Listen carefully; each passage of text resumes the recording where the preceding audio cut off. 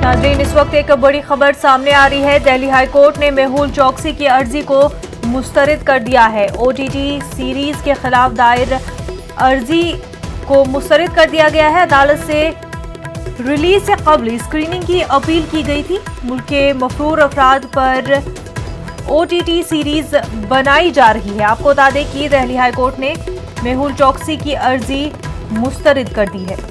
OTT series के खिलाफ अर्जी दायर की गई थी। अदालत से रिलीज से कबल स्क्रीनिंग की अपील की गई थी। मुल्क के मफरूर अफराद पर ओटीटी सीरीज बनाई जा रही है।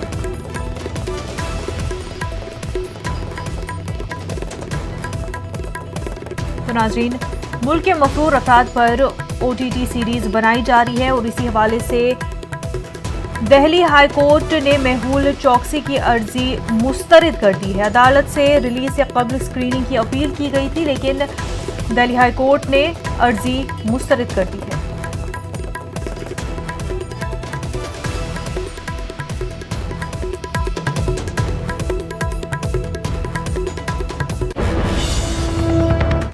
नाज़रीन, बुलेटिन में फिलहाल इतना ही। मजीद खबरों के लिए आप लॉग इन कर सकते हैं हमारी वेबसाइट news18urdu.com पर। आदाब।